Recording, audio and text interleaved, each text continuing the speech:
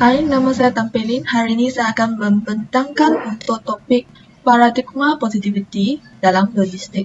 Apabila kami melakukan kajian ini, didapati bahawa kebanyakannya penyelidik yang menjelaskan definisi untuk logistik sentiasa membelat sebelah kepada pengetahuan mereka atau kepercayaan mereka tersendiri.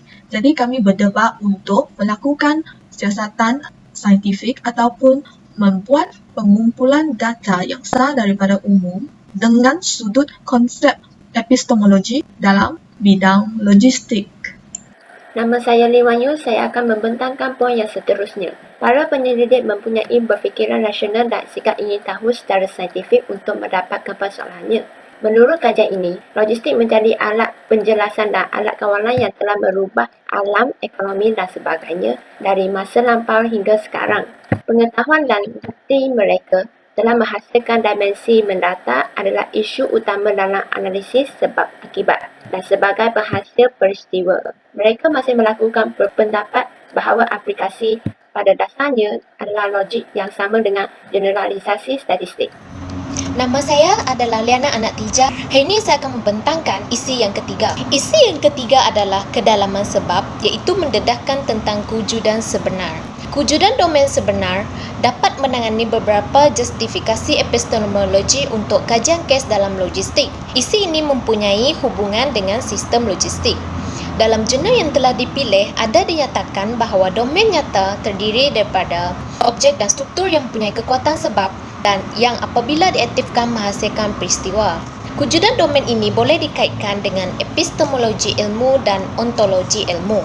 Dari segi epistemologi ilmu, isi ini telah dinyatakan oleh penulis melalui ilmu pengetahuan yang didapati melalui 4 sumber iaitu panca indera, akal, intuisi atau ilham dan wahyu. Dari segi ontologi pula, ia akan mempunyai persoalan besar iaitu kewujudan hukum sebab akibat yang tetap sehingga ramalan dapat dilakukan. Sebagai contoh, sebuah perniagaan akan membuat tinjauan untuk mendedahkan kolerasi penggunaan pesanan kedai automatik. Tinjauan ini dilakukan untuk melihat hubungan sebab akibat.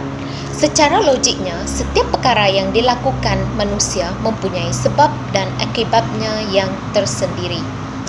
Selamat sejahtera Doktor. Nama saya Lin Jia dan hari ini saya ingin membincangkan bahagian saya iaitu domain realiti dan penjelasan sebab dalam realisme kritikal. Sebenarnya, realisme kritikal perkataan ini adalah diterjemah daripada bahasa Inggeris iaitu critical realism. Realisme kritikal adalah realisme ontologi, relativisme, epistemologi dan rasional penilaian.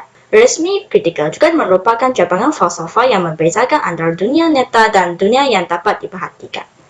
Untuk pendekatan realisme kritikal telah dibahagikan kepada 3 domain, iaitu domain empirikal, domain sebenar dan domain nyata. Untuk domain sebenar dan domain nyata, sebenarnya mereka adalah hampir sama, iaitu mekanisme generatif secara bebas dari pemerhati yang bebas dan giat. Manakala untuk domain empirikal, dia adalah perkara yang diwujudkan berdasarkan peristiwa yang dialami oleh pemerhati. Selepas kita perbincangan 3 domain tersebut, realisme kritikal telah difahamkan sebagai realiti yang disusun daripada peristiwa sebenar dan pengalaman empirikal tidak mencukupi.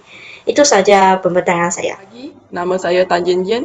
Dalam jurnal Epistemology Roles of Case Study in Logistics, a critical realistic perspective tersebut telah menyatakan aktiviti logistik adalah dipengaruhi oleh ejen. Aktiviti logistik sebenarnya membawa elemen luar jangkaan mereka bergantung pada pilihan dan aktiviti ejen. Hal ini menyebabkan semakin sukar untuk menegak menghampiri keadaan ekstrinsik penutupan sistem. Sistem logistik dapat dilihat sebagai hubungan yang longgar antara elemen struktur material dan bukan material, serta pemboleh ubah agensi.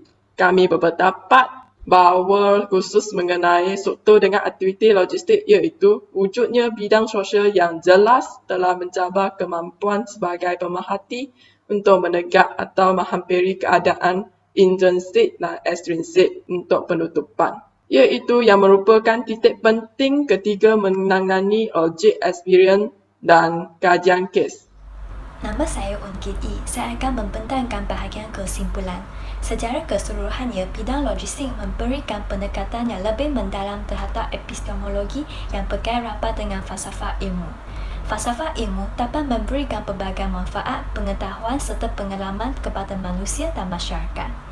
Daripada 5 objektif penting yang telah dibincangkan dalam tugasan ini, hasil daripada kajian ini kita dapat mengetahui bidang logistik bukan sahaja merujuk kepada peranan pelengkap dalam penyelidikan, ia juga dapat diketahui sebagai pendekatan saintifik untuk pembinaan teori. Terima kasih. Thank Thank you. you.